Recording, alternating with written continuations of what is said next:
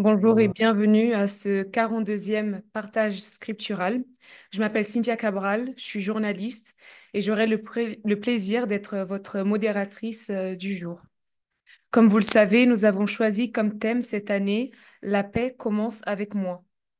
Ce mois-ci, nous vous proposons une réflexion interreligieuse sur le thème de la reconnaissance.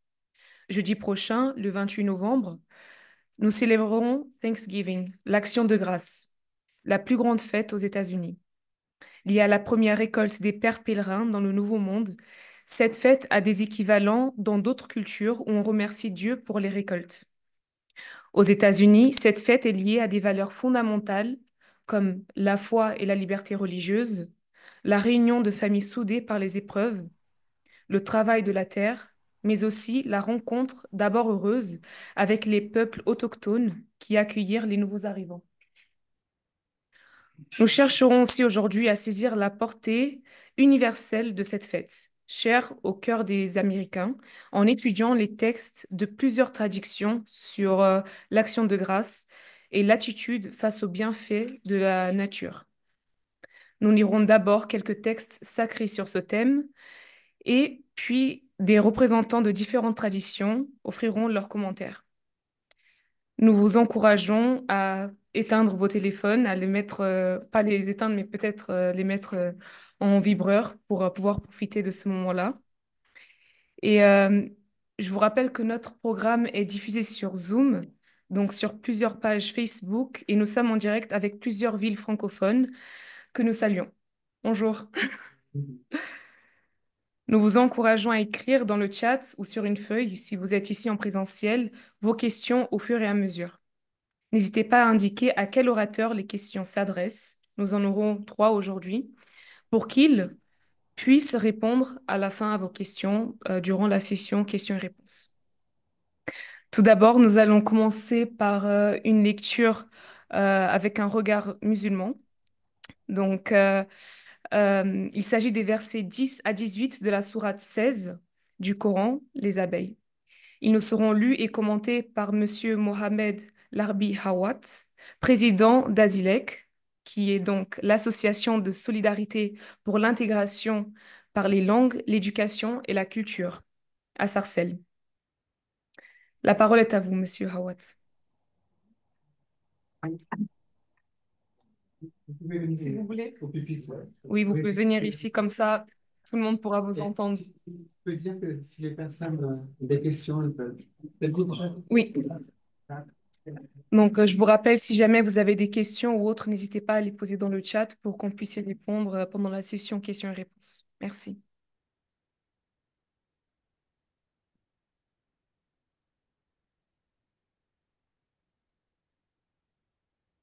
Merci bien. Bonjour à tout le monde. Euh, une question se pose. Qu'est-ce que la reconnaissance en islam? Avant tout, c'est la meilleure expression de notre gratitude envers Dieu unique, tout-puissant, maître des créateurs, des créatures, de la vie, de tous les êtres de l'univers. C'est aussi le signe authentique de ralliement des fidèles pour prouver leur reconnaissance. Ainsi, témoigner de la reconnaissance, la gratitude, l'obéissance au Créateur sont des actes solennels de foi et une représentation mentale d'adoration et d'amour pour Dieu. Nous retrouvons la notion de reconnaissance dans 59 sourates. Ce n'est pas seulement deux sourates, c'est 59 sourates. Le nombre de versets, c'est 71 versets. Ce n'est pas seulement deux sourates. Bien entendu, nous citerons pas tous les versets par manque de temps, mais nous retenons quelques-uns en guise d'illustration. Cette présence massive de la reconnaissance dans la majorité des sourates, je dis majorité parce qu'en fait, si on compte le nombre des sourates dans le Coran, 59, c'est plus que la moitié. Donc, c'est la majorité du Coran dans la reconnaissance. Reflète combien l'islam accorde de l'importance si grande à ce sujet. Les termes en arabe qui traduisent cette notion sont Alhamdulillah, Alhamdulillah, c'est-à-dire louange à Dieu. Un autre concept, Ashukru lillah, merci à Dieu. Je cite un sourate au nom d'Allah, de le très miséricordieux, louange à Allah, maître de l'univers, le très miséricordieux, maître du jour, de la rétribution, c'est toi seul que nous adorons. Et c'est toi seul dont nous implorons secours, guide-nous dans le droit chemin, le chemin de ceux que tu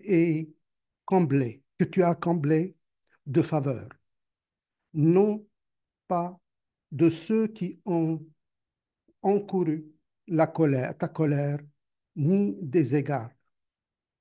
Ça, c'est la sourate 1. On dit la Fatiha. C'est la première Fatiha. Donc, à partir de là, on trouve la pesanteur de, de ce sujet. C'est c'est le verset de 1 à 7. C'est une petite sourate et elle relate notre sujet. Une autre sourate, souvenez-vous de moi, donc je me souviendrai de vous, remerciez-moi et ne soyez pas ingrats envers moi. C'est Dieu qui parle. Alors c'est la sourate 2, c'est la vache.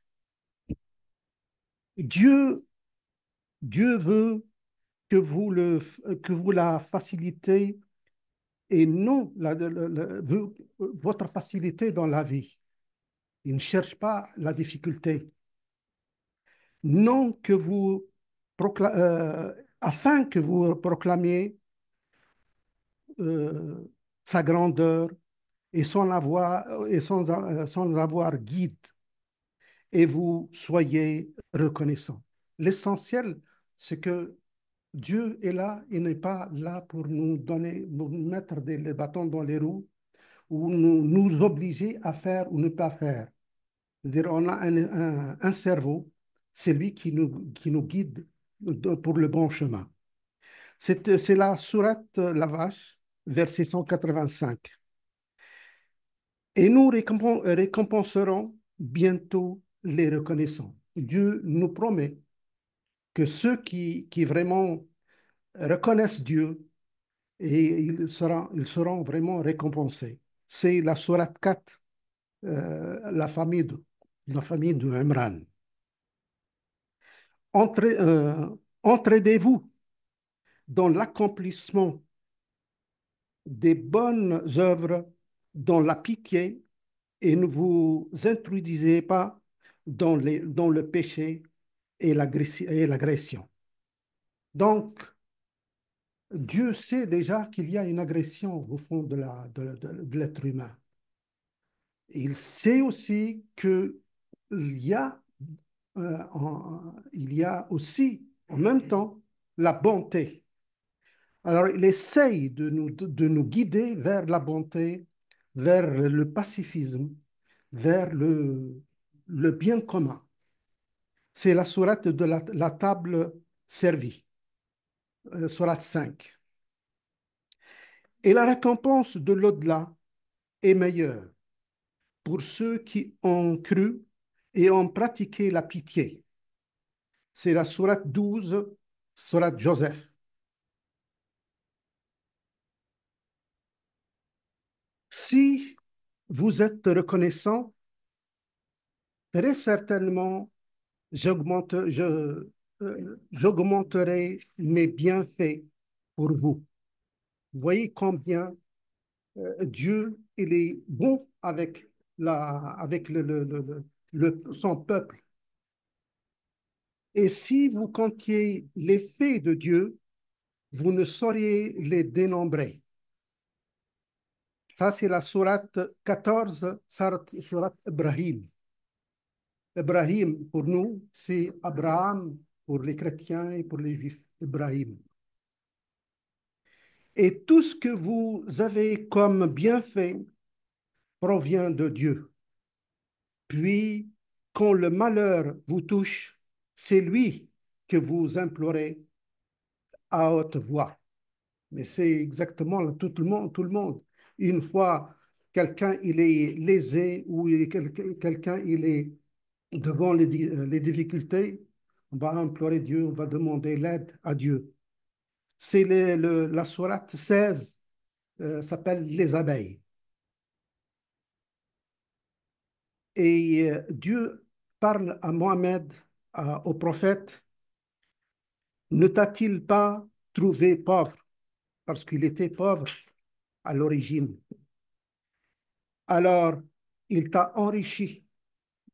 Quant à l'orphelin, donc, ne le maltraite pas. Parce que le prophète était déjà orphelin. Donc, tu as vécu l'orphelinat. Donc, il faut essayer de prendre conscience que d'essayer d'être bon avec les orphelins. Ne le maltraite pas. Quant au demandeur de l'aumône, ne le repousse pas. Voyez, c'est ça, c'est-à-dire que l'aumône, elle est là. C'est pour aider les pauvres, pour aider ceux qui sont dans le besoin. Et au bienfait de ton Seigneur, réclame-le. C'est toujours, on revient. D'une part, faire le bien, d'autre part, demander à Dieu et remercier Dieu pour faire mieux. Au discours coranique, là, tout ce qu'on a fait, j'ai pris quelques sourates, mais ce n'est pas seulement les sourates en islam, parce qu'il y a une autre source de droit.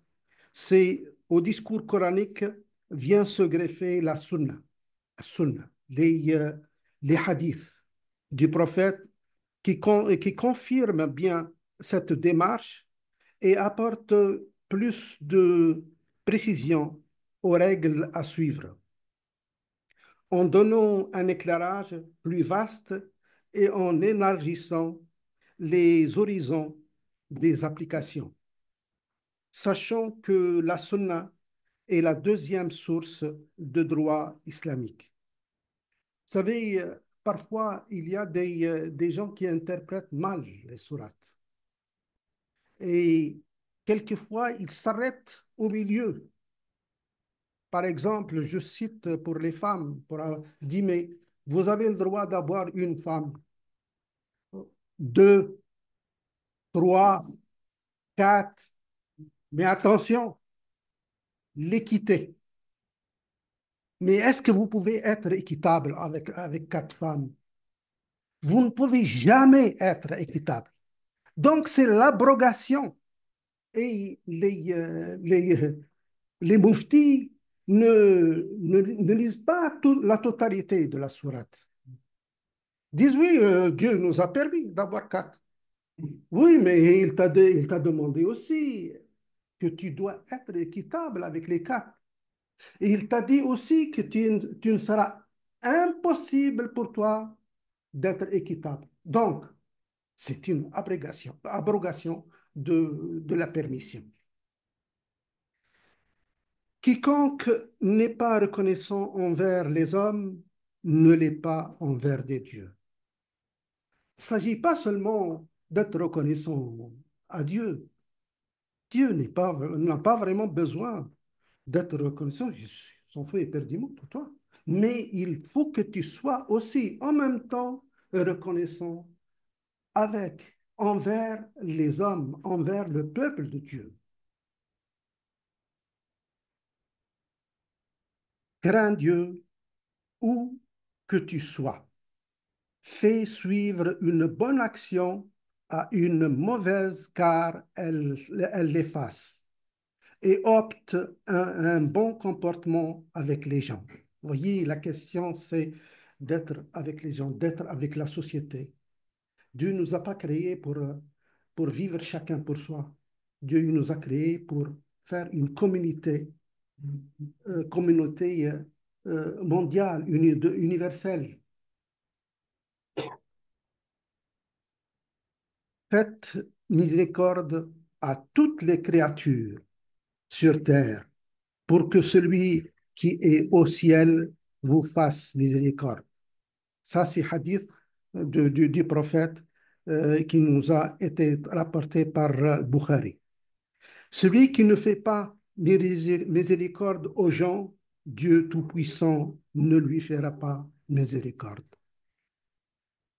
Les hadiths du prophète Mohammed insistent aussi bien sur les relations entre les personnes et Dieu que sur les relations humaines. Et il faut maintenir cette reconnaissance au sein même de la famille, entre frères et sœurs, entre les enfants et les parents, car la famille est la cellule fondamentale de la société humaine. L'islam accorde une place très honorable à la mère. C'est un acte de foi pour avoir l'agrément d'Allah. Maltraiter ses parents, c'est un péché grave en islam. Le prophète disait à un musulman, mais sa mère n'est pas musulmane. Alors il était, comment il va réagir? D'accord. Comment il va réagir? Il lui dit, ta mère, ta mère, ta mère. C'est-à-dire, même si elle n'est pas musulmane, tu dois garder une bonne relation avec elle. Ce n'est pas parce que peut-être un jour elle sera, mais il faut absolument garder cette, parce elle a vraiment, elle mérite d'être honorée davantage pour l'endurance qu'elle a subie durant la grossesse, l'accouchement et l'éducation de son enfant. Elle mérite douceur, amour et gratitude. Le paradis est sous les pieds de la mer. Mais la reconnaissance doit être aussi au sein de la cité. C'est une obligation individuelle et collective. Celui qui passe sous silence du bienfait qui lui est accordé l'a renié. Celui qui l'affiche l'a reconnu avec gratitude. Il faut se rappeler mutuellement les bienfaits car son souvenir est une marque de gratitude. Quiconque se trouve dans une situation difficile, il doit patienter et, et se montrer reconnaissant. La patience à l'épreuve est une forme très noble. Et autre chose très vraiment significative, dit debout, reconnaissant à ton instituteur. Je dis à l'époque, debout, être reconnaissant à ton instituteur, il est presque un messager de Dieu. Sois reconnaissant envers ton voisin. D'abord, ton voisin, avant toi-même. La capacité à faire preuve de reconnaissance est en soi un bienfait qu'on doit reconnaître comme tel. En conclusion, la reconnaissance est avant tout envers Dieu, mais aussi envers les personnes pour mieux vivre ensemble. Et je vous remercie pour votre écoute.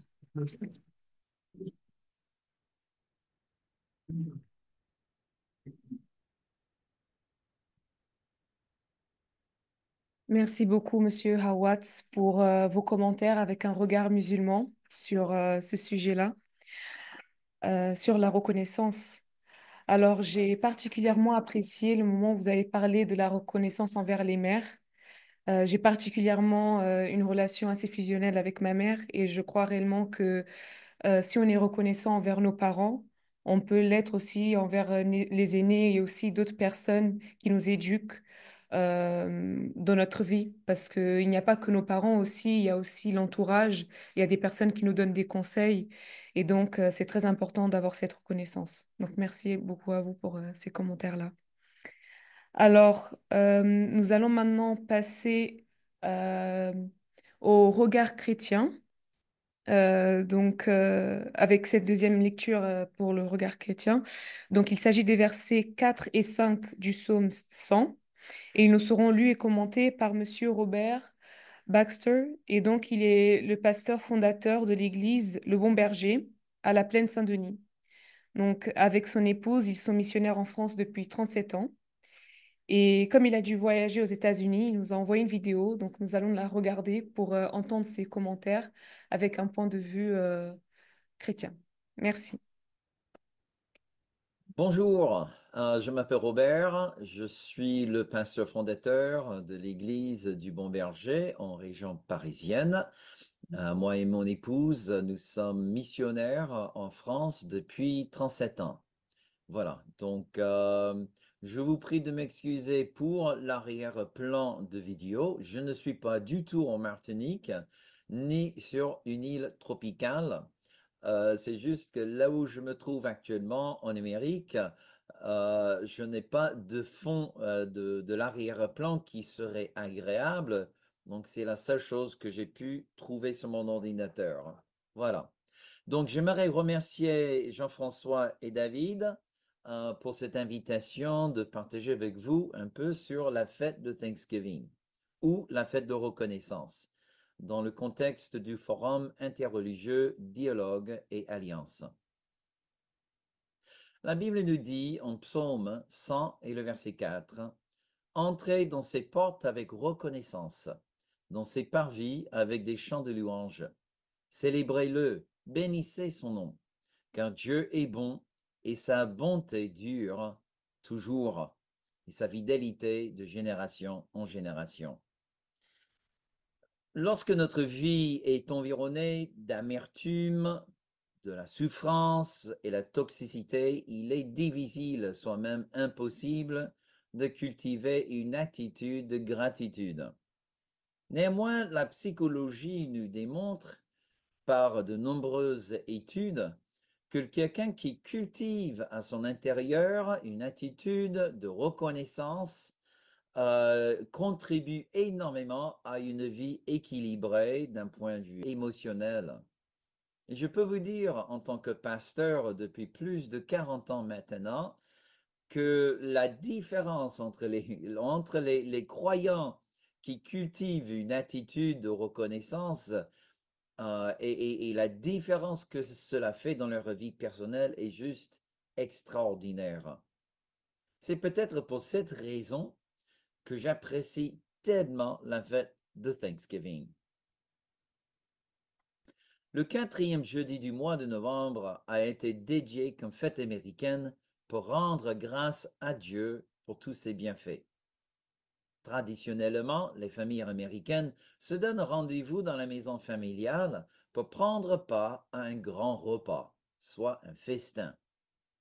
Donc, un repas traditionnel consiste à de nombreuses mets délicats, mais La pièce principale est d'une dinde. Une dinde qui peut peser jusqu'à 12 kilos. Mais pour dessert, et c'est vraiment mon préféré, on a aussi une tarte sucrée à la base de potiron. Mais d'où vient la fête de Thanksgiving? Bon, en 1620, le navire, le Mayflower, a quitté la côte de l'Angleterre avec 102 passagers et 26 équipiers pour découvrir le Nouveau Monde. Après 66 jours de voyage, ils sont arrivés sur la côte de l'État de Massachusetts et ont passé le premier hiver à bord du navire.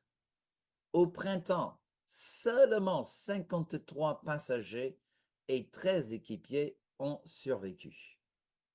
Avec l'aide du peuple indigène, ces pèlerins ont appris comment cultiver la terre, chasser, pêcher et cueillir les noix et des fruits rouges.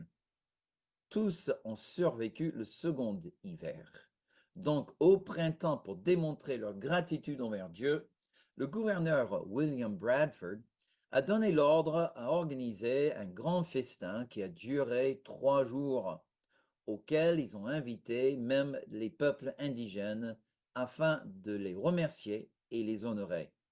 Cela fut la première fête de Thanksgiving. Les pèlerins ont fêté une deuxième fête l'année suivante, en 1623, pour marquer la fin d'une grande sécheresse. À vrai dire, les jours de fête, comme les jours de jeûne, étaient assez communs pour ces chrétiens du XVIIe siècle.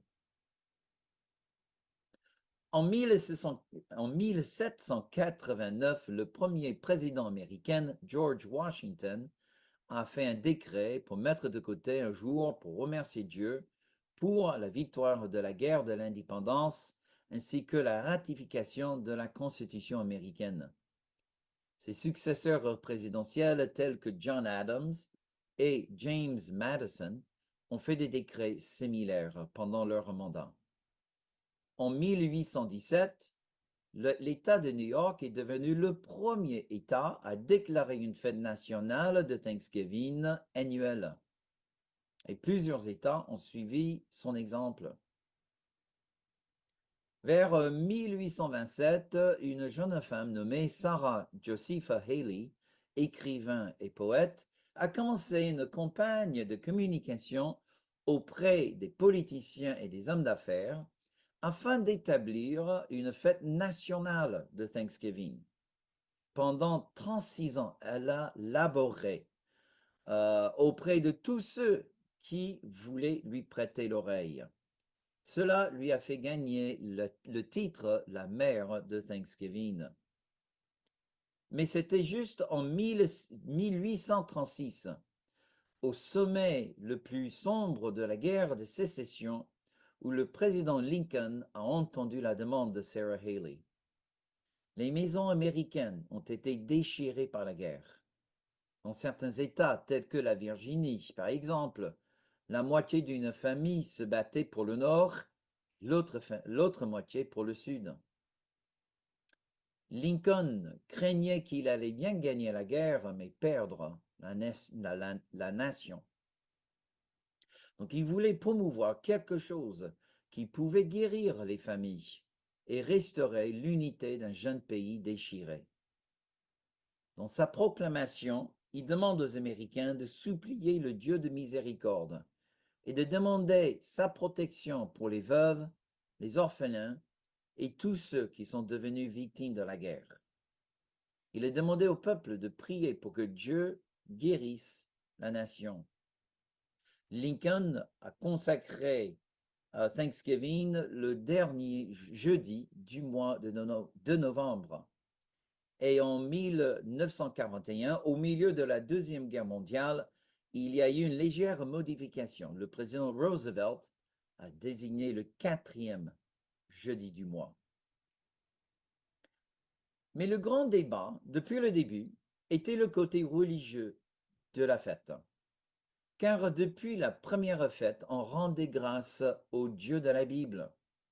C'est-à-dire que la fête de Thanksgiving, dans son origine, est clairement une fête des chrétiens.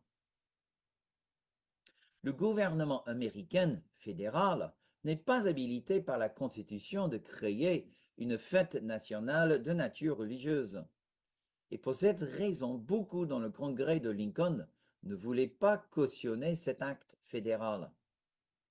Néanmoins, à la fin, les membres du congrès ont dit que l'établissement d'une fête de reconnaissance à Dieu ne constituait pas l'établissement d'une religion ou d'une dénomination religieuse. Donc, tant que l'État fédéral ne dicte pas comment observer la fête, elle avait le pouvoir de l'établir comme fête nationale. Mais il y avait encore une autre raison peu connue qui a très fortement contribué à la réussite de la fête de Thanksgiving dans la culture américaine. Durant une période de presque un siècle et demi, l'Amérique a vécu 3 grandes vagues de renouveau de religion qu'on appelle des réveils. La première vague se passe dans la première moitié du XVIIIe siècle. Les prédicateurs tels que Jonathan Edwards, John Wesley et George Whitefield étaient puissamment utilisés par l'Esprit de Dieu pour réveiller le cœur des gens avec une passion pour Dieu. La deuxième grande vague de réveil se passe vers la fin du siècle, jusqu'au moment où les 13 États d'origine commencent le mouvement vers l'ouest du pays. Les prédicateurs à cheval, principalement des méthodistes et des baptistes, sont passés d'un encampement d'un autre, prêchant un message de repentance et de foi. Nous voyons à cette époque la naissance des camp meetings sous chapiteaux. La troisième grande vague de réveil se passe peu après la guerre de sécession. Beaucoup pensent même que c'était la miséricorde de Dieu pour guérir ce pays. Mais la même faveur se répandait même en Europe. Des prédicateurs et des ministères tels que Dwight Moody, Charles Spurgeon, l'Armée du Salut et même la Croix-Rouge sont tous issus de cette vague de réveil. Vous savez, lorsque Dieu a fait sortir Israël d'Égypte, il voulait transformer ce peuple en une nation unie. Pour aider à la cohésion d'une identité commune, Dieu leur a donné une langue écrite, une loi et une histoire commune. Et pour commémorer leur histoire commune, Dieu leur a donné des fêtes. Dans le même sens, pour bien comprendre la fête de Thanksgiving, il faut comprendre le contexte historique. Non seulement l'Amérique s'est déchirée par la guerre de sécession, mais en même temps, Dieu avait envoyé 3 grandes vagues de réveil qui a engendré dans le peuple américain une profonde racine de foi en Dieu. Mais la fête de Thanksgiving n'est pas la seule fête qui a été engendrée dans cette époque de l'histoire américaine. Notre fête moderne de Noël est née pendant cette période. La tradition de fêter les anniversaires, même les anniversaires de mariage, commence aussi pendant cette époque. Les fêtes de la mère, la fête des mères et la fête des pères, et aussi la tradition de toujours échanger une bague d'alliance lors de la cérémonie du mariage. Tout ça, ça se développe dans la culture américaine pendant cette époque. Donc, dans toutes ces fêtes et les traditions, nous trouvons certaines valeurs en commun. Le premier, le mariage entre un homme et une femme, dans la promesse d'une fidélité exclusive, devient désormais la pierre angulaire d'une société libre et prospère. Principe numéro 2, la valeur des enfants, la riche valeur des enfants et la responsabilité de la famille et de la société de les protéger, les éduquer et les préparer pour la vie. Et puis finalement, la primauté de la famille en tant qu'institution, au-delà des institutions civiles et même ecclésiales. C'est surtout cette dernière valeur qui est dominante dans toutes les fêtes et les traditions qui sont sorties de cette époque. Même dans la fête de Thanksgiving, il y a une croyance profonde. Si nous pouvons mettre de côté nos convictions politiques, même religieuses, dans un respect mutuel, et si nos enfants peuvent voir que nous pouvons nous aimer en tant que frères et sœurs, tout en respectant nos différences, et tous autour de la table, alors peut-être nos enfants peuvent imaginer un monde meilleur. Donc, mes amis, la fête de Thanksgiving est peut-être une fête américaine et une fête des chrétiens, mais les valeurs exprimées par cette fête correspondent aux souhaits de toute l'humanité. Merci pour cette occasion de partager avec vous ma fête préférée. Je vous souhaite tous une bonne continuation et une bonne fête de reconnaissance.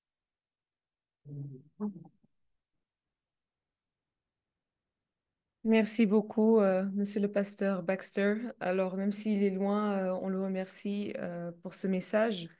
Et il y a 2 points que j'ai retenus en fait dans ce qu'il a dit. Tout d'abord, lorsqu'il parlait du moment le plus sombre dans l'histoire des États-Unis, c'est là où ils ont décidé de mettre en place cette fête de reconnaissance.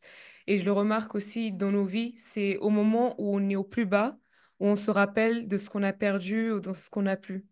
Et donc, on voit bien que ça a aussi joué sur l'histoire de ce pays-là. Et on voit bien aussi que la reconnaissance, elle est universelle. Donc, on peut être chrétien, musulman, juif ou autre, ou même athée, mais la reconnaissance, c'est quelque chose d'universel. Et c'est important qu'on le mette en pratique parce que sans ça, on perd espoir et on n'a plus envie de vivre, quoi. Voilà. Donc, merci beaucoup pour ces commentaires-là. Donc, on vous encourage toujours à écrire au fur et à mesure des questions si vous en avez. On pourra y répondre au moment des questions et réponses.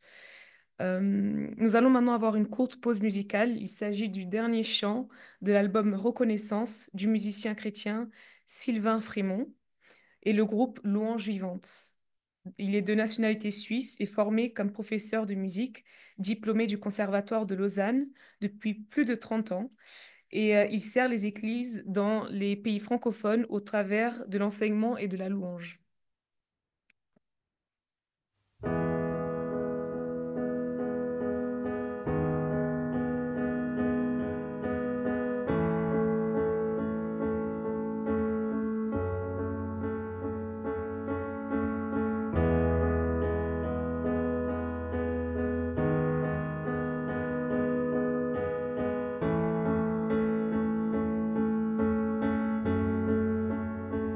Soyons reconnaissants,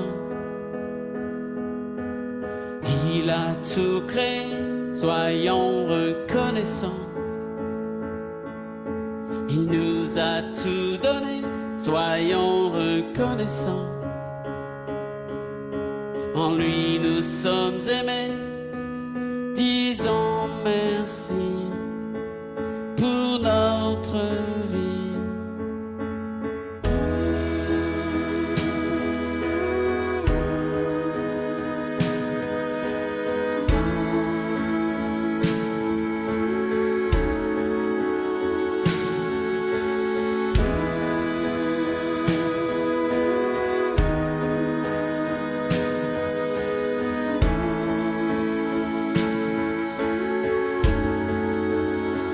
Soyons reconnaissants,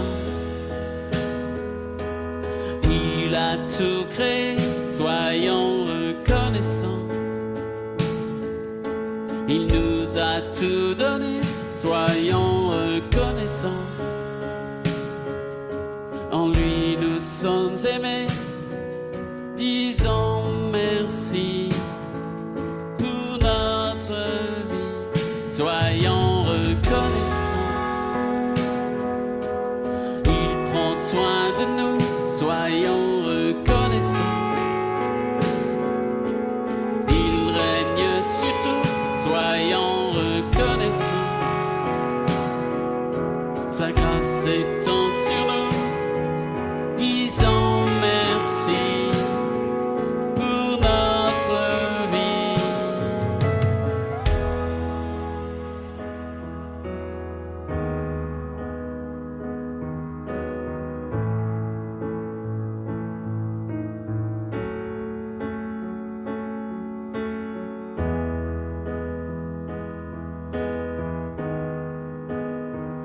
Seigneur, nous voulons être toujours plus reconnaissants. Ouvrir nos yeux, ouvrir nos cœurs et voir toutes les grâces dont tu nous combles. Ouvrir nos esprits, nos âmes et saisir combien tu es bon. Et te dire tout simplement merci. Tous les jours de nos vies. Merci.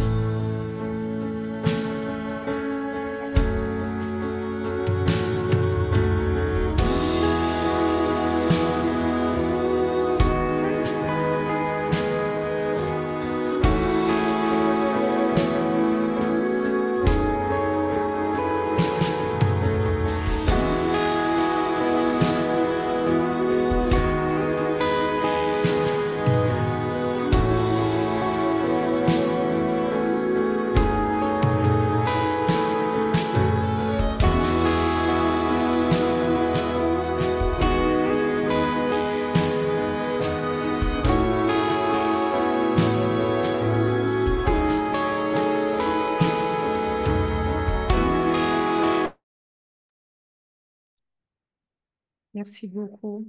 Euh, En tout cas, c'est un très bon chant et ça résume tout ce qu'on vient de dire. Mais nous avons encore un autre intervenant. Donc, nous allons avoir maintenant un regard du judaïsme. Versets 9 à 13 du psaume 65. Ce texte nous sera commenté par Monsieur le rabbin Dov Lelouch, rabbin Morel de Créteil, Hauts-de-France. De Creil, pardon. J'ai dit quoi, Créteil? Désolée. Il est un conférencier remarquable qui actualise le message de la Bible devant tout public. La parole est à vous. Merci beaucoup d'être venu.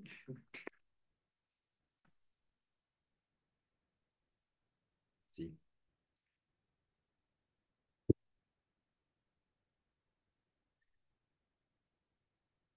Tout d'abord, je tenais à féliciter les organisateurs de cette manifestation qui est importante. Nous avons besoin, surtout maintenant, nous approchons du mois de décembre. Les journées sont courtes. La nuit est plus longue et nous avons besoin de nous réchauffer. Et c'est à travers nous, ou qui croyons, ou qui ne croyons pas, peu importe. En tout cas, nous sommes autour d'une même pensée. Et c'est ce qui fait notre force. L'union autour de la Hoda'a en hébreu, la reconnaissance.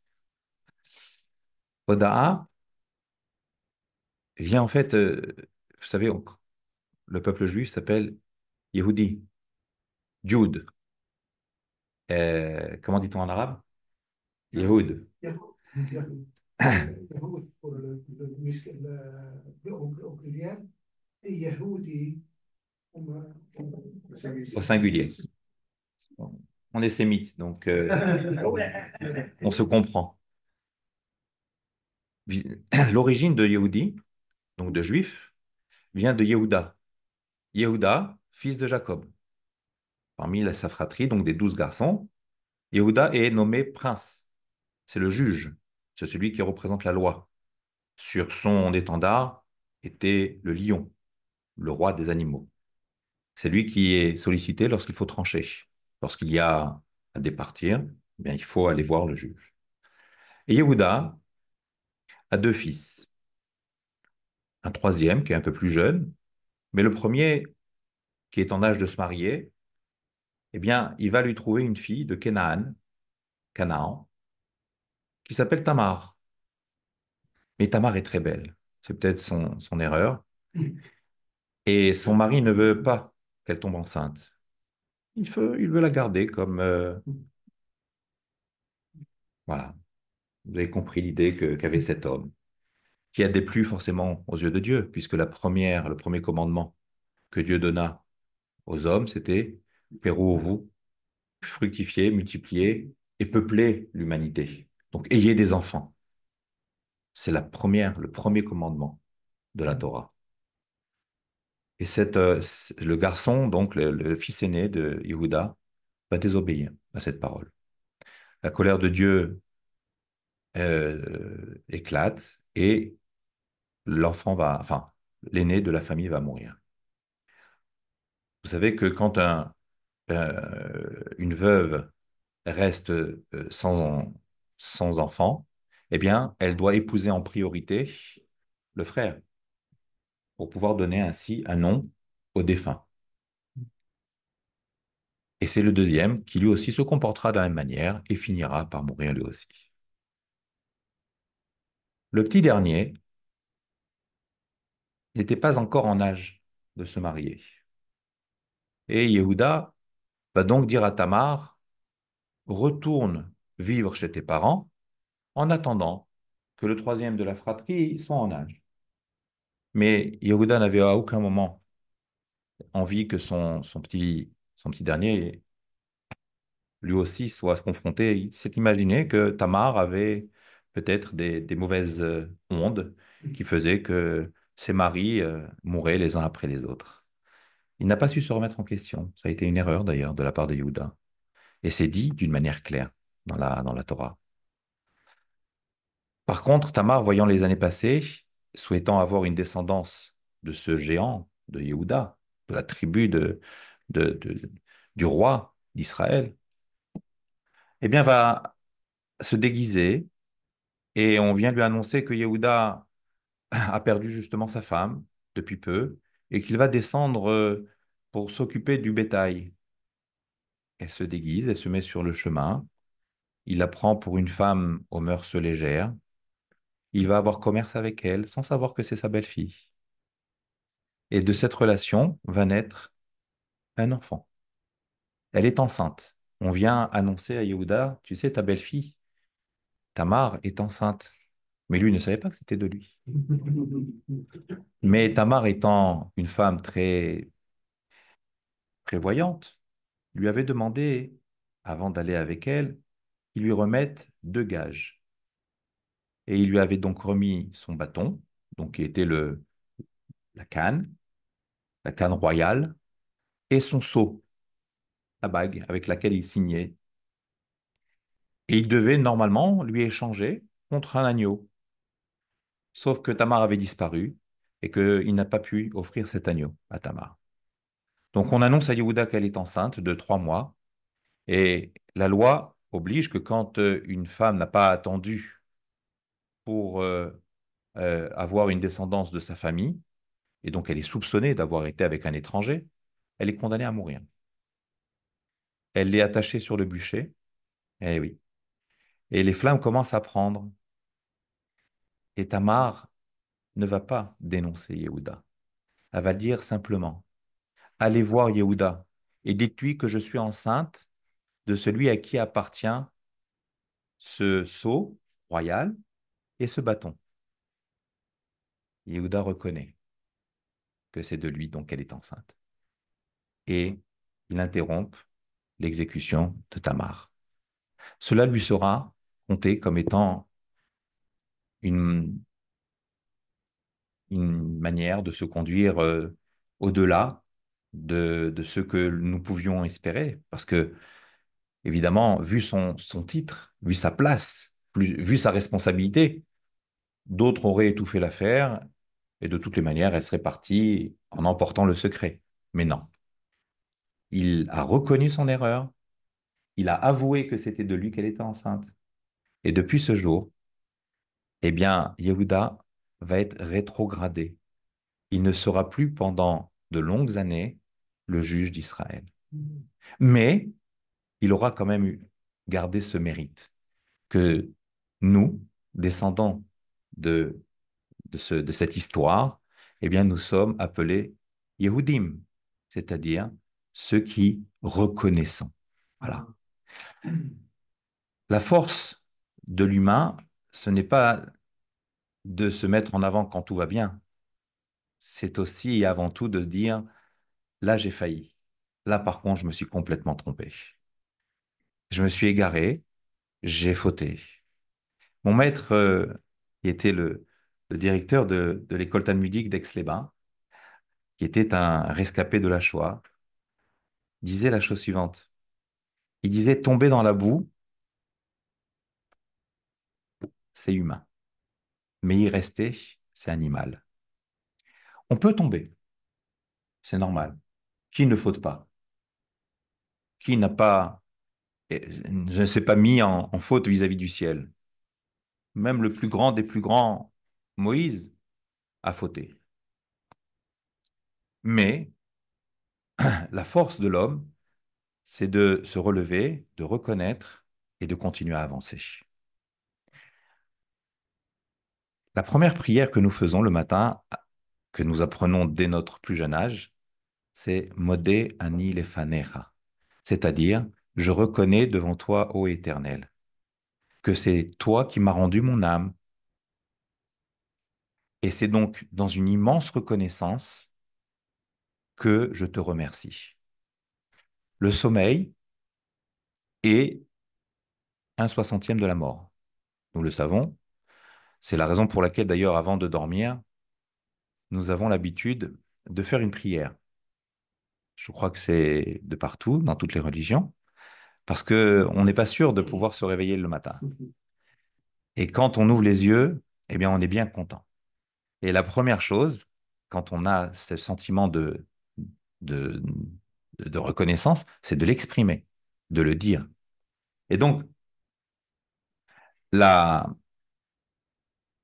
la journée, pour un croyant, est orchestrée autour de trois rendez-vous, trois moments de prière. La prière du matin, la prière de l'après-midi et la prière du soir dans le judaïsme. La prière, en fait, est un moment qui est particulier où on est en contact avec le Seigneur. On lui parle. Et le moment le plus important de la prière, c'est lorsque nous nous tenons debout, pieds joints, silencieux, seuls à balbutier les mots de la prière, sans vouloir déranger ceux qui sont à côté. Nous sommes en connexion avec l'Éternel. Pourquoi les pieds joints? Pour essayer de ressembler aux anges, aux créatures divines. Et là, nous commençons la prière par une phrase qui dit la chose suivante. Adonai, Sefatai Tiftach. Éternel, ouvre mes lèvres. Ou Fiyagid Tehilatecha. Et que ma bouche puisse exprimer tes louanges. Tout de suite après, nous nous inclinons, nous nous prosternons devant l'Éternel et nous prononçons Eloke Abraham, Eloke Yitzhak, Eloke Yaakov. Béni sois-tu Éternel, Dieu d'Abraham, Dieu de Isaac et Dieu de Jacob.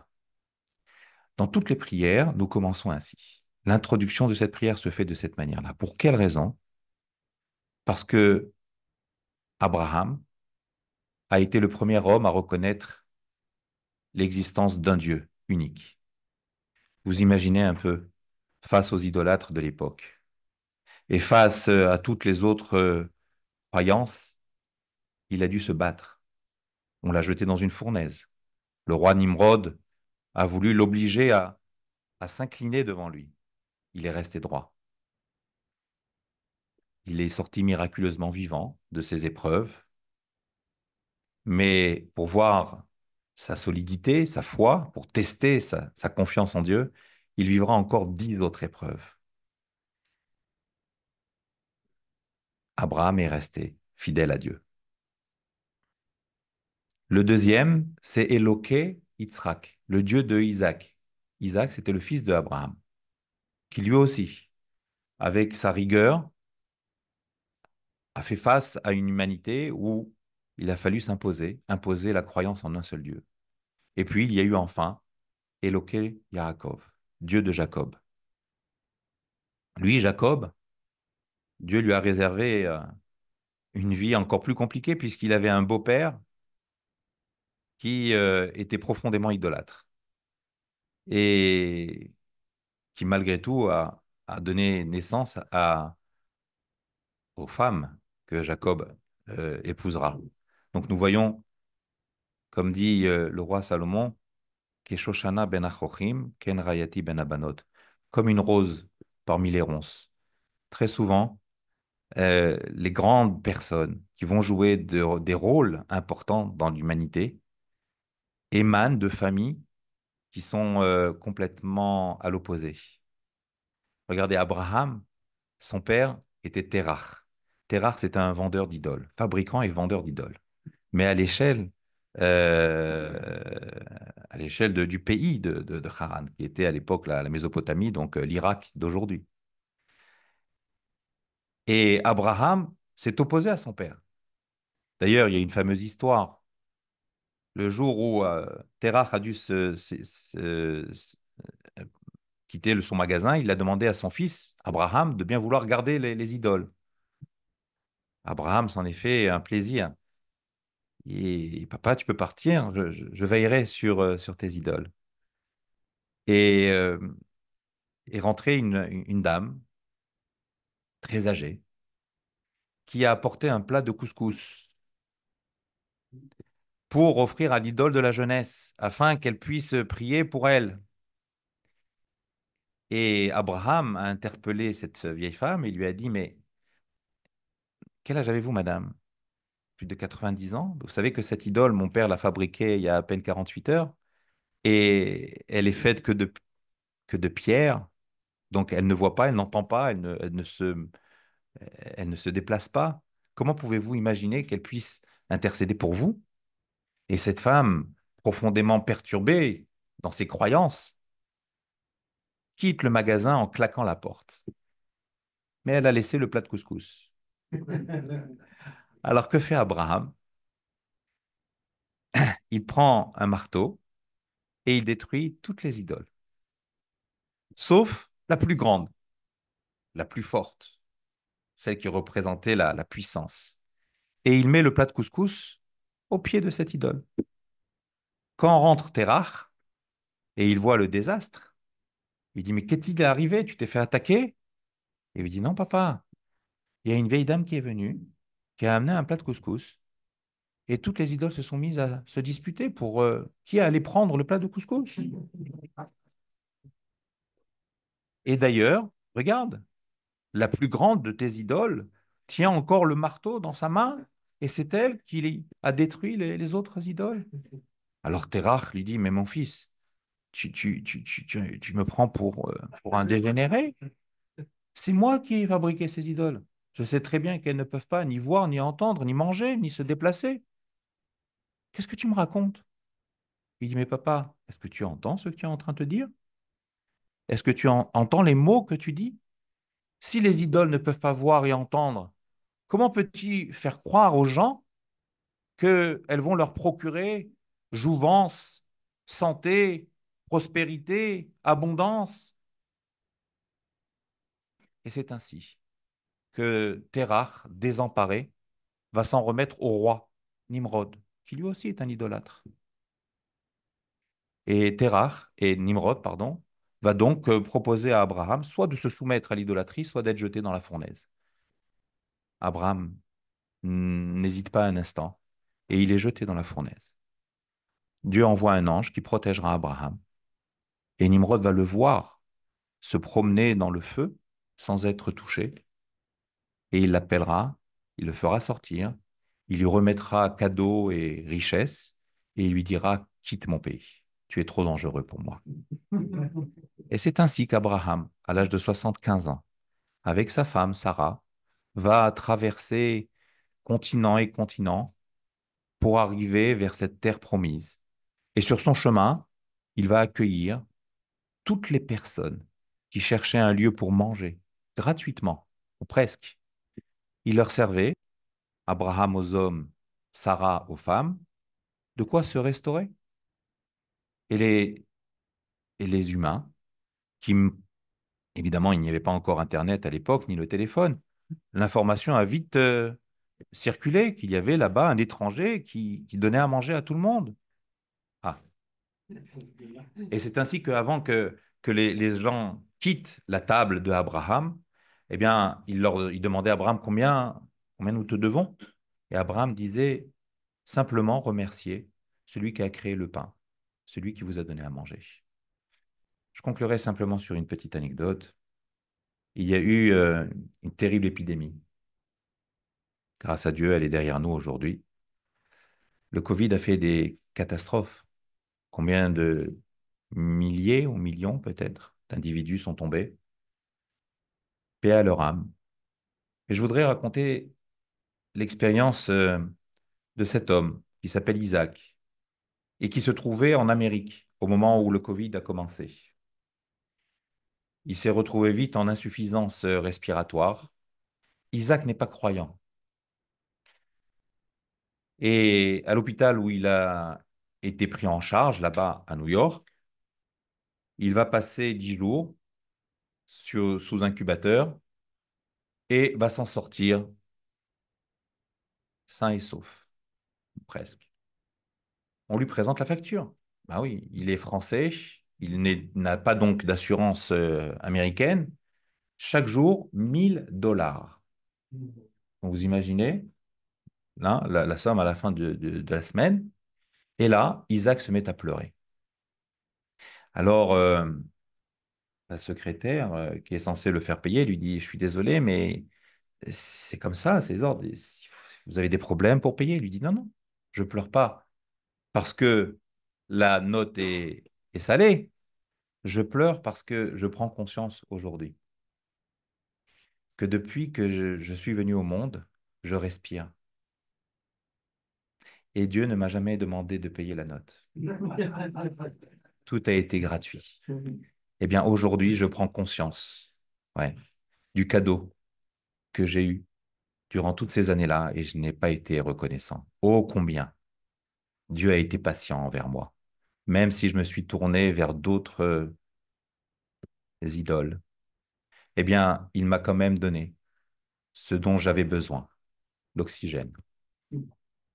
Alors voilà, simplement, je voulais conclure là-dessus pour nous renforcer, bien que je sais que chacun et chacune avait euh, vos convictions et vos croyances qui nous permettent à chacun de pouvoir lever la tête vers le même Dieu et le remercier.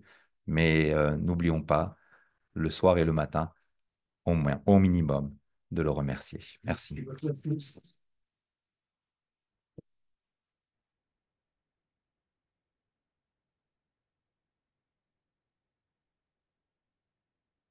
Merci beaucoup, Monsieur le rabbin, pour ce regard du judaïsme sur la reconnaissance.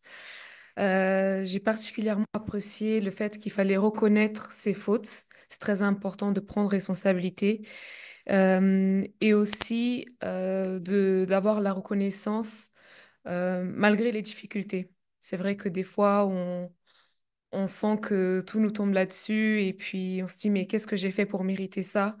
Mais le fait de prendre responsabilité peut beaucoup nous aider et aussi alléger ce poids-là. Parce que des fois, il y a des choses qu'on ne peut pas forcément maîtriser, mais la réaction qu'on aura face à ces difficultés-là, c'est ça qui va tout changer. Si on continue de se plaindre, bah, les choses, elles vont pas changer, elles vont que s'empirer. Donc, il faut toujours analyser pour savoir comment on résout ce problème. Donc, merci beaucoup pour votre intervention. Alors, nous allons maintenant passer à la partie la plus interactive de notre programme, qui est celle des questions-réponses. Je vais demander à chacun de bien tenir le micro lorsqu'il parlera ou interviendra pour que nos auditeurs qui sont de l'autre côté puissent bien entendre ce que vous dites également. Et je vais demander au docteur Laurent Ladouce d'animer cette session. Ce dernier est chargé des recherches pour la Fédération pour la paix universelle. Merci beaucoup de l'accueillir chaleureusement.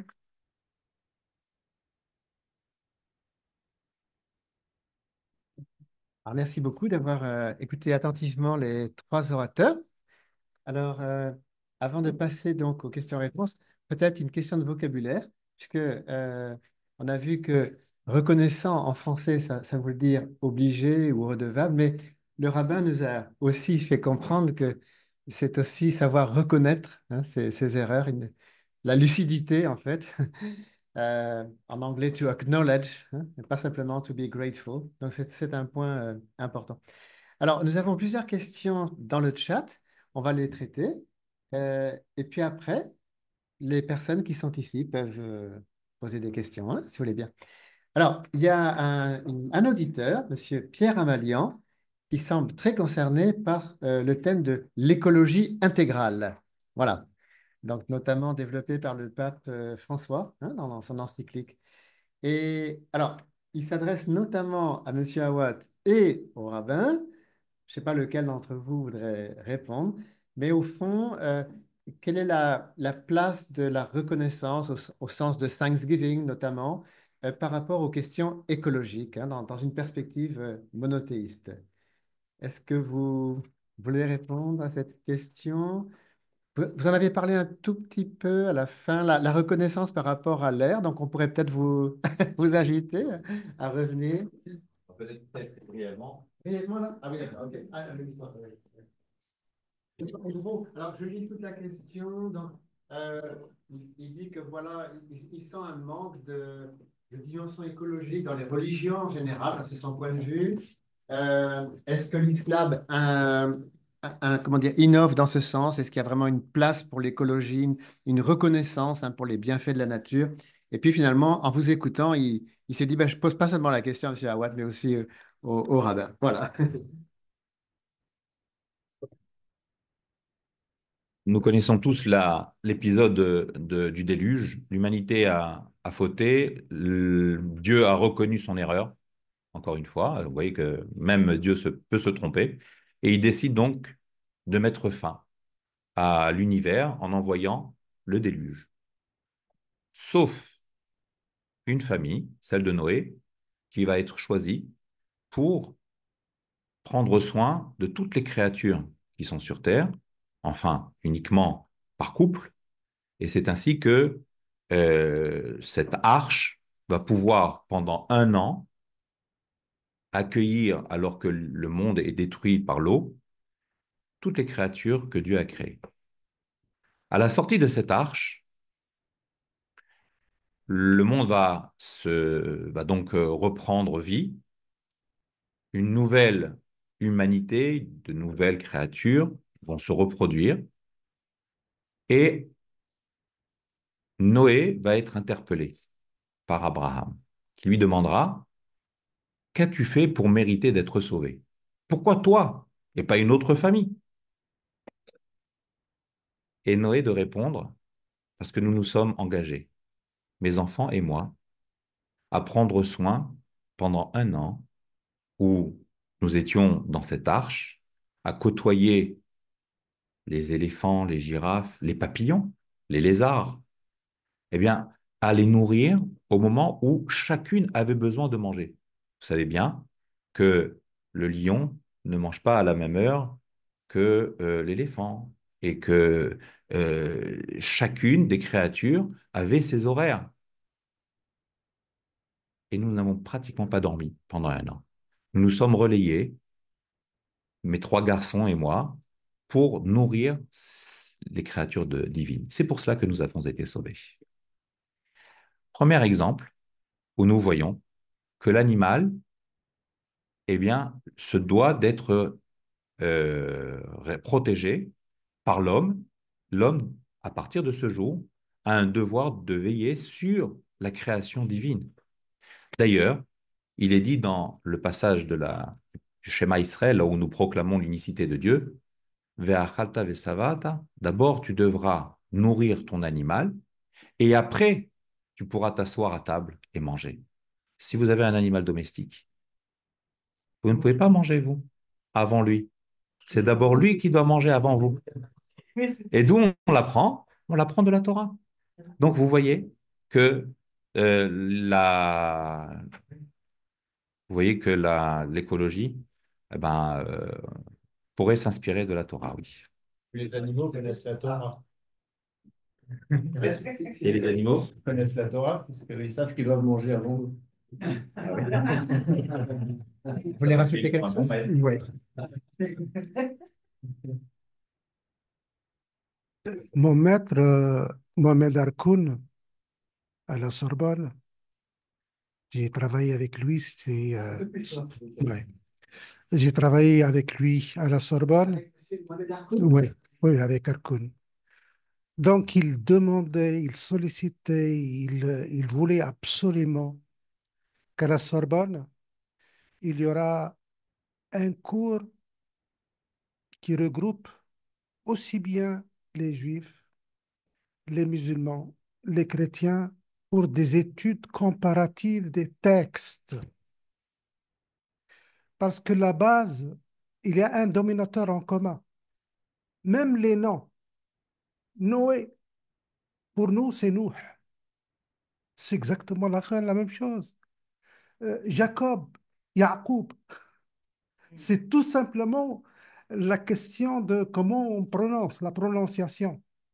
Mais les personnes sont les mêmes.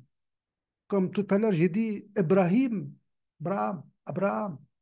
C'est juste une lettre qui change. Mais le fond est le même. Et la demande de Dieu aux hommes d'entretenir ce monde où on est. Comment peut-on laisser aux héritiers, parce que vous êtes là pour avoir des enfants, c'est pas pour les enfants, mais c'est pour que la vie humaine demeure.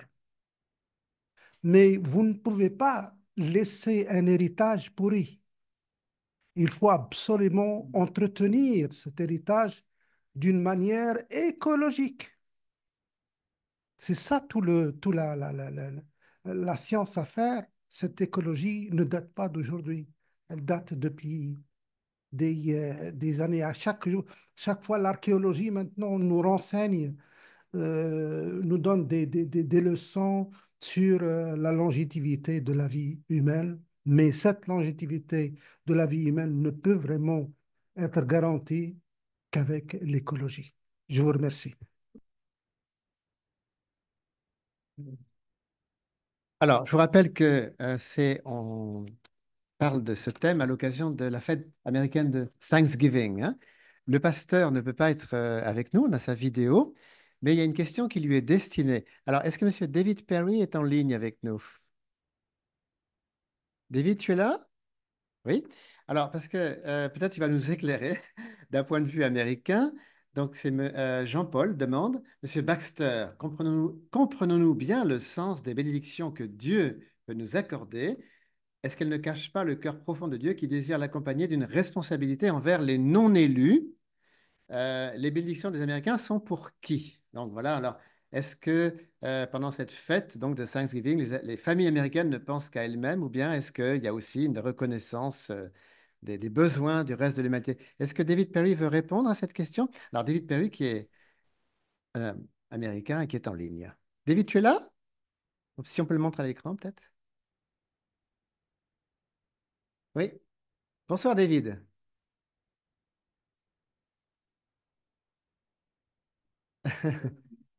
Ah, pas de son? Tu n'as pas, on n'entend pas ton micro. Ah, je ne peux pas. Ah, OK. Vous m'entendez? Ah, Allô, allô? Laurent. attends, David, on est en train de faire un petit réglage. D'accord. Sinon, tant pis, hein. OK. Pardon? Ça va? Vous m'entendez? Alors, en fait, malheureusement, je pense que les gens l'entendent de le.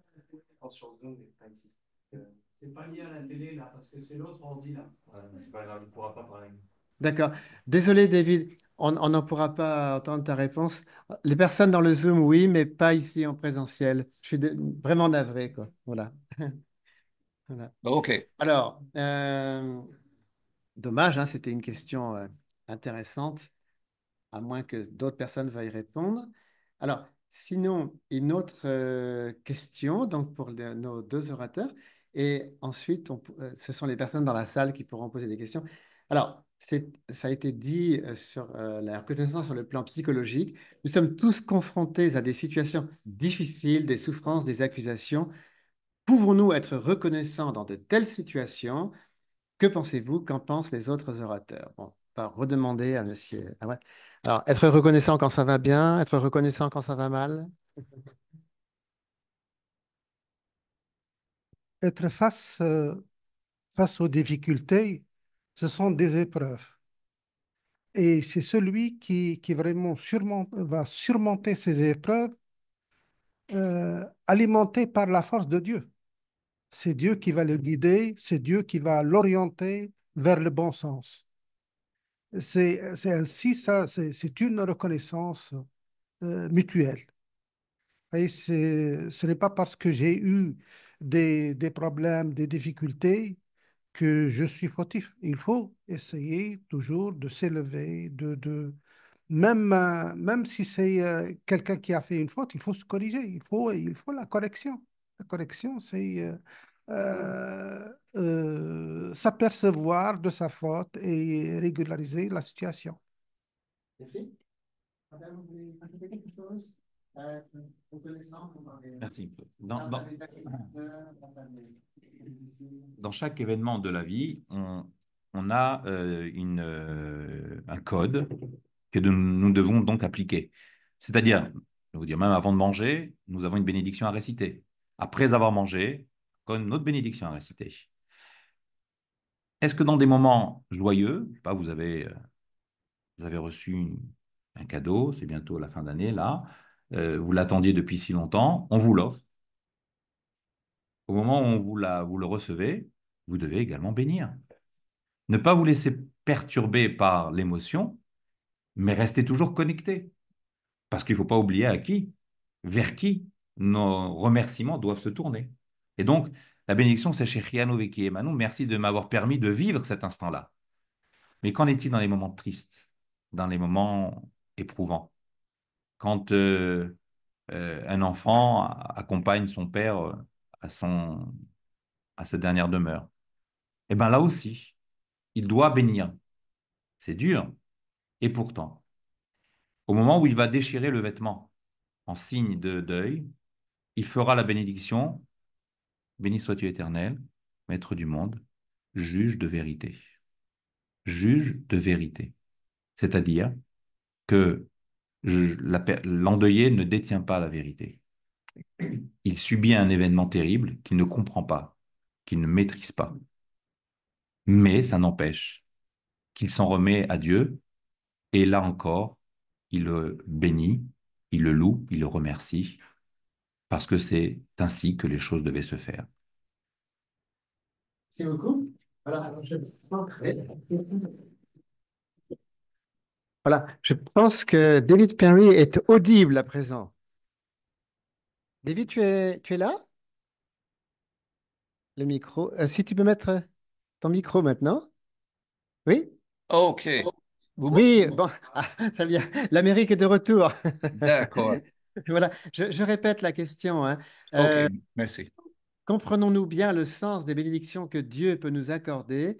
Les bénédictions des Américains sont pour qui, en fait? Donc, jeudi prochain, c'est la fête de Thanksgiving, donc les familles américaines vont se recueillir. Est-ce que dans cette occasion, les Américains pensent aussi au reste du monde? Quel est ton point de vue là-dessus? Je pense une bonne partie de la société euh, reste sur le niveau familial.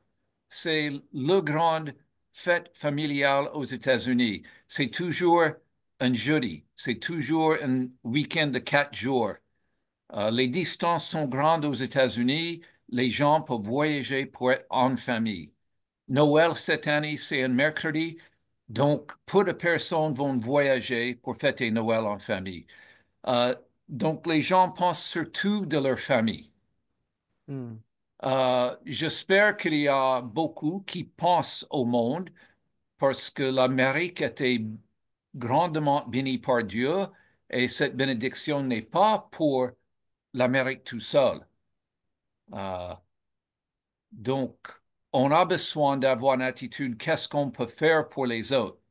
Mais là, on rentre dans le realm du politique et Oui. euh, ce que le gouvernement décide n'est pas forcément la bonne chose, mais c'est pas vraiment le sujet de discussion.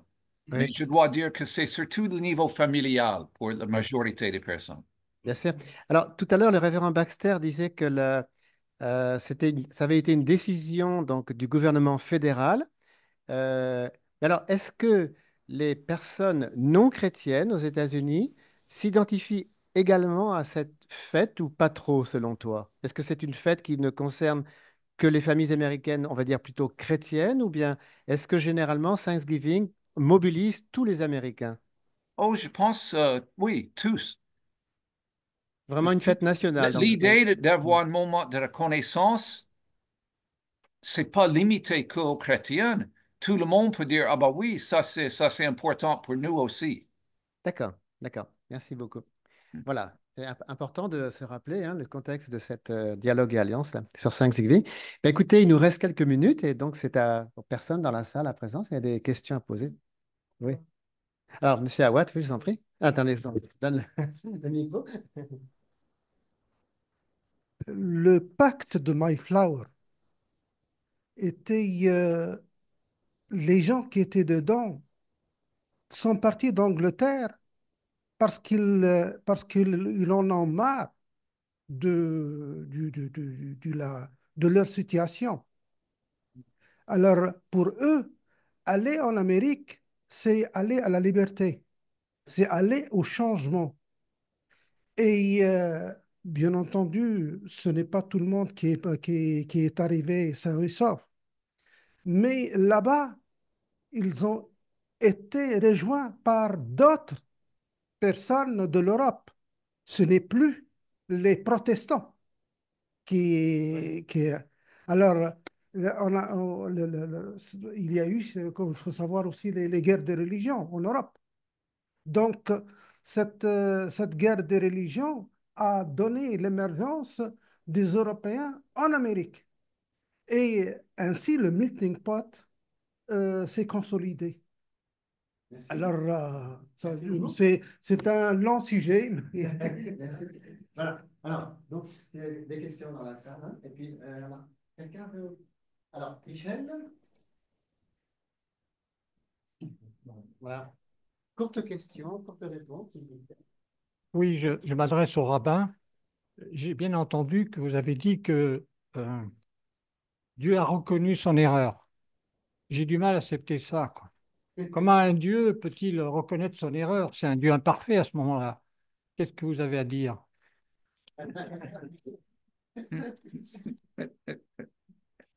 Bravo, Michel. Le procès de Dieu. Nous avons besoin d'une référence. Et Dieu, notre Créateur, eh bien, c'est lui-même un peu automutilé pour pouvoir nous permettre de rester, avec notre dignité debout et à continuer à espérer. Et, il n'y a rien de pire que le désespoir. Hein. On voit bien aujourd'hui que l'humanité entière sont des consommateurs de plus en plus importants d'antidépresseurs. Nous, grâce à nos croyances, nos croyants, pardon, nous croyants dans toute sa diversité, eh bien, on arrive à surmonter les épreuves, parce que justement, nous savons que euh, euh, l'épreuve vient d'en haut et que lui-même a vécu aussi des moments difficiles, puisqu'il a regretté d'avoir créé l'humanité. Il s'est même posé la question si l'homme avait été une réussite au niveau des créatures qu'il a amenées au monde. Et la réponse n'est pas très flatteuse. Hein. Je vous invite à étudier le texte du Talmud qui dit justement que il était préférable que l'homme ne soit pas créé. Mais maintenant qu'il a été créé, eh bien qu'il s'efforce à être de vivre le mieux qu'il pourra. Mais au contraire, c'est le fait que Dieu se soit trompé, cela ne peut que nous aider à rester la tête hors de l'eau. Merci. Autre question de la salle? Alors, monsieur, vous venez pour la première fois. Dites brièvement votre nom, peut-être? Bonsoir tout le monde. Donc, ah, bonsoir tout le monde. Donc, moi, je m'appelle David et je suis déjà reconnaissant d'être venu ici sur cette thématique de la reconnaissance. Et ma question, c'est pour le panel musulman et aussi au rabbin. Donc, c'est surtout au niveau de la reconnaissance, de pouvoir comprendre pourquoi est-ce que nous devons être reconnaissants. Je parle par là de la reconnaissance envers le Créateur, Pourquoi? Parce que je prends un exemple. Si aujourd'hui je vais faire mes courses et que une personne m'aide parce que j'ai des courses très lourdes à porter, bien évidemment, je serai reconnaissant envers cette personne parce qu'elle m'a aidé. Mais en ce qui concerne cette reconnaissance envers le Créateur, c'est ça dont je voudrais comprendre pourquoi les croyants ont une telle reconnaissance envers le Créateur, sachant que on dit qu'il est tout-puissant, qu'il a beaucoup de capacités. Alors pourquoi est-ce que nous devons avoir autant de reconnaissance envers le Créateur? Yeah, what?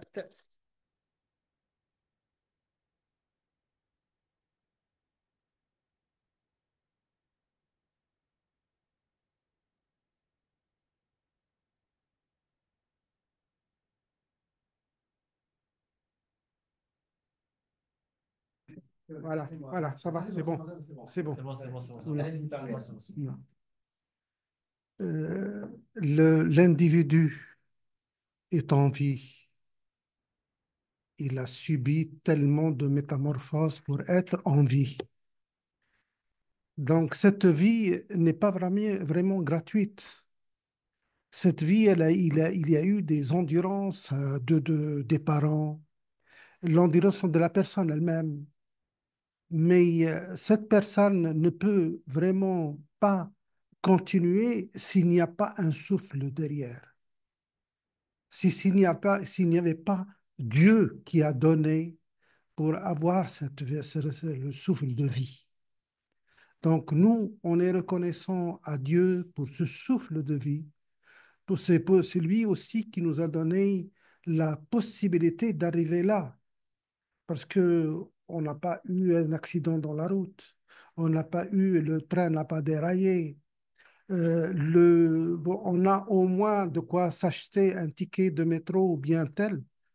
Tout ça, tout ça, c'est vraiment nous donne non seulement l'envie, mais l'obligation intérieure de remercier Dieu et d'être reconnaissant, parce que sans lui, on n'est rien. Merci beaucoup. Alors, oui. Alors, Viviane, oh, ça marche? Je me demande si ça marche, hein. Il faut être reconnaissant déjà de vivre. Mais en fait, moi, je pense, enfin, ça m'est arrivé de penser dans ma vie, mais j'ai pas demandé à vivre. J'ai pas demandé à naître. J'ai pas demandé à vivre. Souvent, je me suis dit ça aussi. Donc pourquoi, et même j'en ai, à un moment donné de ma vie, j'en ai même voulu à Dieu de m'avoir fait vivre, de m'avoir mis au monde. Vous voyez ce que je veux dire? Enfin, vous voyez ce que je veux dire? On peut aussi penser comme ça, je pense, aussi. Ça dépend de la situation qu'on vit, mais moi, à un certain moment, oui, donné, j'ai pensé comme ça. Je pense tout à fait autrement aujourd'hui. Je suis reconnaissante aujourd'hui, mais je reconnais que la prière m'aide beaucoup, avant chaque action, après chaque action, etc. Mais c'est vrai qu'à une certaine époque, oui, j'exagère un peu en disant ça, mais j'en voulais à Dieu d'être en vie, en fait. Voilà, c'est ça. Donc, être reconnaissant, ce n'est pas si facile. Merci. Voilà. Écoutez, il est 18h28. Est-ce qu'on prend une dernière question quand même?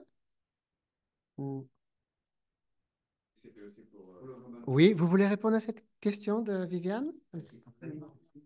Ah, de David, oui. Ah, ok. Appelez-moi votre question, David.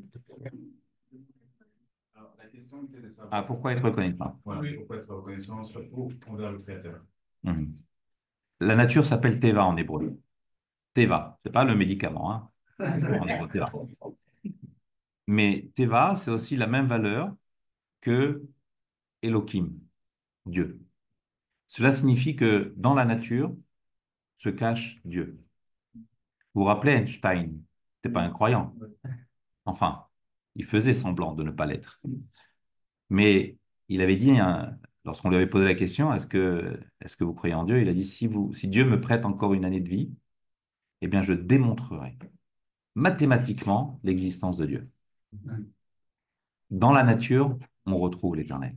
Dans l'immensément petit ou dans l'immensément grand, il y a la signature de Dieu.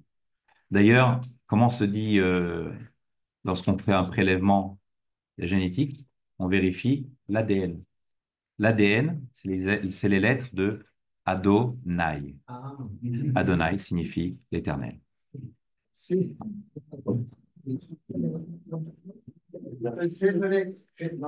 Non, c'était pas une question, mais je voulais juste compléter en fait la réponse. En fait, ce que moi je voulais dire tout simplement, c'est que. Vite, alors, une minute, hein, parce qu'on est maintenant on est en retard. Ok, d'accord. Bon, ce que moi je voulais dire, c'est que en fait, oui, en fait, quand on voit déjà la nature, on voit que Dieu nous a donné trois éléments, quatre éléments. On a de l'eau, le feu, l'air et la terre, en fait. Donc, parce qu'en fait, si on peut pas respirer sans avoir de l'air. Et c'est le Créateur qui nous a donné ça. Vous voyez? Et là aussi, on peut pas aussi manger sans la terre, parce qu'il faut semer, après il faut récolter. Vous voyez? Et sans le feu, on ne peut pas préparer. Et sans l'eau, l'eau, c'est la source de vie. Et c'est le Créateur qui nous a donné tout ça. Donc, moi, je pense que à base de ces quatre éléments, on peut dire reconnaissant avec le Créateur. Parce qu'il y a des gens en fait, sur la terre qui n'ont pas de l'eau, l'eau potable en plus. Et si nous, on a accès à ça, c'est déjà en fait gratifiant. Donc, on peut être reconnaissant envers le Créateur à base de ces quatre éléments qui sont à notre disposition déjà. Merci.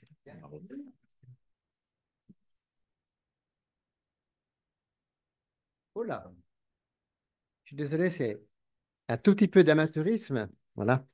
Alors, merci beaucoup pour cette session. Nous sommes restés 90 minutes ensemble. Je remercie les orateurs d'être venus aujourd'hui, de nous avoir instruits de différentes façons. Nous sommes partenaires avec la diversité spirituelle et qui organise régulièrement donc des visioconférences. Le prochain intervenant sera Homero Marangiu Peria. Donc c'est un musulman, en fait, son nom ne l'indique pas forcément, un humaniste spirituel engagé pour le vivre ensemble dans la diversité. Si vous voulez prendre juste une photo avec votre téléphone portable, vous voyez, il y a le site internet, hein, c'est vendredi soir, le vendredi 29, quoi. Reste à présenter nos excuses. Jean-François Moulinet n'a pas pu venir aujourd'hui, c'est le fondateur de Dialogue et Alliance. Et il est un peu souffrant en ce moment, hein. C'est la première fois depuis qu'on organise, c'est le 41e Dialogue à Alliance, et malheureusement, notre président n'a pas pu être avec nous. Je veux remercier les personnes en Zoom. Alors, il y a plein de questions qui sont venues pendant le débat. Je suis navré. Alors, même des questions en arabe, voilà, sont arrivées. Je suis vraiment navré, on ne peut pas répondre à tout. Je vous propose à ceux qui sont en présentiel il y a une petite collation, donc de rester ensemble. C'est le moment d'échanger des cartes de visite, de sympathiser. Voilà. Merci encore une fois. Bonne soirée. Oui. L'écran a disparu, j'ai pas pris la photo. Ah, on peut. Oui, voilà, si vraiment vous voulez. D'accord. Si certains veulent pour écouter la visioconférence, hein. Merci beaucoup et bonne. J'espère ne rien avoir oublié. Juste une photo de famille. Alors, si vous avez le temps, nous allons rapidement prendre une photo. Alors, le mieux, Yves, oui, pour une photo, qu'est-ce on reste comme ça? Oui, on peut la prendre de là, dans ce sens-là. Ah oui,